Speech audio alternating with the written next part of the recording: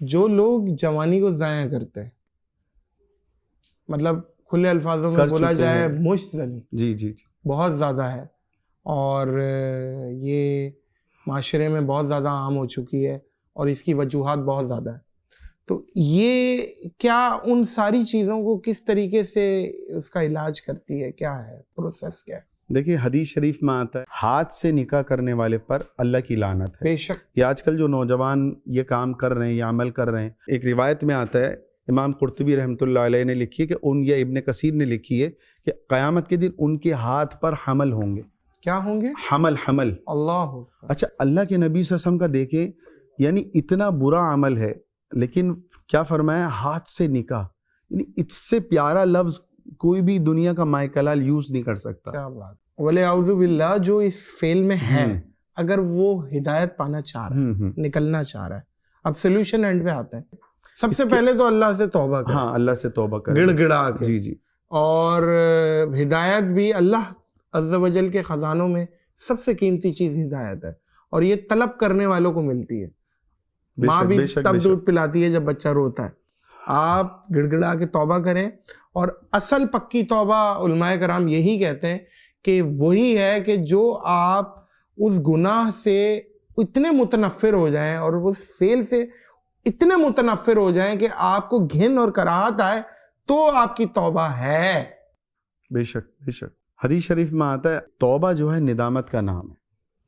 ایک آدمی ہزاروں سال تک گناہ کرتا رہا، 100 سال تک کرتا رہا، پہلے بڑی لمبی عمریں ہوتی تھی، صرف بندے میں ندامت پیدا ہو گئی. حدیث کا لفظ ہے، میں نے آپ کو کیوں ناراض کیا، میں آپ کی نعمتیں استعمال کر رہا ہوں، پھر بھی میں نے آپ کو ناراض کیا. صرف بندے کے اندر ندامت پیدا ہو گئی، اس کی توبہ ہو گئی. ہاں، اگر اس نے کسی کا حق مارا، وہ الگ بات ہے کہ اس کا گھڑی چڑائی وضو خانے سے، تو سامنے والے کو گھڑی واپس کرے. اچھا، اب ایک آدمی نے توبہ کر لی، سب سے پہلے اس کو ہے کہ اللہ سے مانگتا رہے، اللہ سے رو رو کے مانگتا رہے کہ اللہ میرے اندر جو ہے، میں نے اپنی جوانی کو ضائع کر لیا، آپ جو ہے مجھے قوت عطا فرمائیں، طاقت عطا فرمائیں. اور پھر وہ اللہ والوں کی صحبت میں آ کے بیٹھنا شروع کرے. کیونکہ میں آپ کو ایک حدیث سے ایک نقطہ دیتا ہوں کہ بنی اسرائیل کے ایک بندے نے، حدیث میں یہ واقعہ آیا ہے، 99 لوگوں کو قتل کیا. ایک جاہل کے پاس گیا، اس نے کہا تو نے اتنے لوگوں کو قتل کیا، تیری توبہ قبول نہیں. توبہ قبول نہیں. پھر وہ ایک عالم کے پاس گیا. اس لیے ہمیں یہ کہا جاتا ہے کہ بھئی آپ کو فتویٰ لینا ہے، آپ کسی عالم مفتی سے لو. اس نے بولا کہ بھئی تیری توبہ قبول ہو جائے گی، مسئلہ نہیں، تو ابھی توبہ کر اور تو نیک لوگوں کی بستی میں جا. اب جب وہ نیک لوگوں کی بستی کی طرف چلا، اس کی موت کے آثار آ گئے.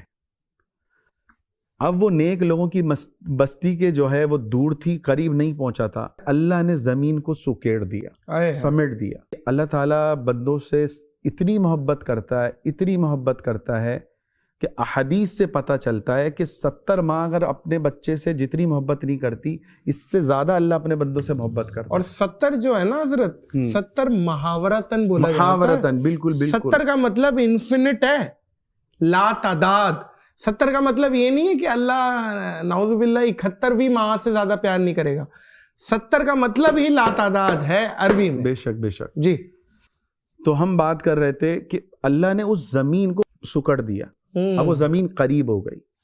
اچھا، فرشتے کو بولا کہ جاؤ دیکھو، اگر یہ ان نیک لوگوں کی بستی کے قریب ہے تو اس کی مغفرت کر دو اور اس کو جنت میں لے جاؤ. اب اللہ نے اس کی مغفرت کے لیے، کہ اللہ کو پتا تھا کہ یہ توبہ کر چکا ہے اور پھر نیک لوگوں کی بستی کی طرف جا رہا ہے، اللہ نے فرشتے کو حکم دیا زمین کو سکیڑ دو.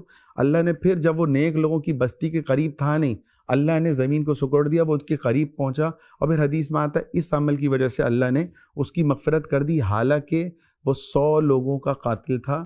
اس جاہل کو بھی یہ قتل کر چکا. یہ کیا ہے؟ پاور تلبینہ. اچھا، یہ پاور تلبینہ، اس کی بھی الگ ہی کہانی ہے. وہ کیا؟ میں نے آج سے تقریباً 24 سال پہلے ہمارے شیخ حکیم اختر صاحب رحمۃ اللہ علیہ، اللہ ان کی قبر پر کروڑوں اربوں رحمتیں نازل فرمائیں. حضرت نے مجھے ایک اپنے کمرے میں، حضرت کا ایک خاص کمرہ تھا، اس میں مجھے بلایا اور حضرت فرمانے لگے کہ بھائی میرے پاس کالج کے حکیم بھی تھے حضرت، کہ میرے پاس کالج کے نوجوان آتے ہیں اور وہ کہتے ہیں کہ حضرت ہم، ایک حکیم کے پاس اس طرح کے لوگ بھی خاص طور پہ آتے ہیں کہ حضرت ہم جو ہے اپنی جوانی کو ضائع کر چکے ہیں، تو ہم کیا کریں؟ تو انہوں نے کہا کہ مولانا آپ جو ہے، میں اس وقت 5ویں سال میں پڑھ رہا تھا، خامسہ میں، تو حضرت نے مجھے کہا کہ میں اس وقت تقریباً 7 سے 8 کتابیں لکھ چکا تھا. تو حضرت نے مجھے حکم دیا کہ بھائی آپ جو ہے جوانی کے اوپر کوئی کتاب لکھو، جوانی کو ضائع کرنے کے اوپر. تو 2001 میں نے کتاب لکھی جوانی کو ضائع کرنے کے نقصانات. وہ لاکھوں کی تعداد میں انڈیا میں بھی چھپی ہیں الحمدللہ. تقریباً انڈیا میں میری 70 کتابیں الحمدللہ چھپ رہی ہیں ماشاءاللہ. اچھا، حضرت نے مجھے جب جو ترغیب دی نا کتاب لکھنے کی، تو حضرت نے مجھے فرمایا کہ میرے پاس کینیڈا میں ایک نوجوان پڑھنے گیا، پڑھ کے واپس آیا تو وہ اپنی جوانی کو برباد کر چکا تھا. اچھا، میرے پاس کئی 100 لڑکے آئے اس کتاب کے بعد، فون آئے کہ ہم کیا کریں، ہم تو کر چکے ہیں، کیا کریں ہم. ہماری تشکیل ہوئی تھی فیصل آباد میں، 2 لڑکے ہمیں ملے، میرے خیال ہے ان کی عمر ہوگی 25 سے 27 سال، کہ آج سے میں 30 سال پرانی بات کر رہا ہوں. انہوں نے مجھے بتایا کہ مولانا ہم دونوں جو ہے نا نامرد ہیں. ہمارے حضرت اس پہ بہت بولا کرتے تھے، اب یہ عام ہوتا چلا گیا ہے. میں قسم کھا کے کہتا ہوں، اس وقت 30 سال پہلے میں سوچتا تھا کہ یار قوم لوط کا فعل اتنی لوگ باتیں کرتے ہیں، ہمارے حضرت اور حدیثیں کیوں ہیں؟ اچھا، ہم نے حضرت سے پوچھا کہ حضرت لوگ یہ فعل کیوں کرتے ہیں؟ حضرت نے فرمایا کہ جو لوگ اس غلط جگہ پہ کام کرتے ہیں، ان کی اس جگہ پہ اللہ کا عذاب یہ نازل ہوتا ہے، اس جگہ خارش شروع ہوتی ہے، اور وہ خارش ہوتی رہتی ہے جب تک ان سے یہ عمل نہ ہونا، ان کی وہ خارش ختم نہیں ہوتی.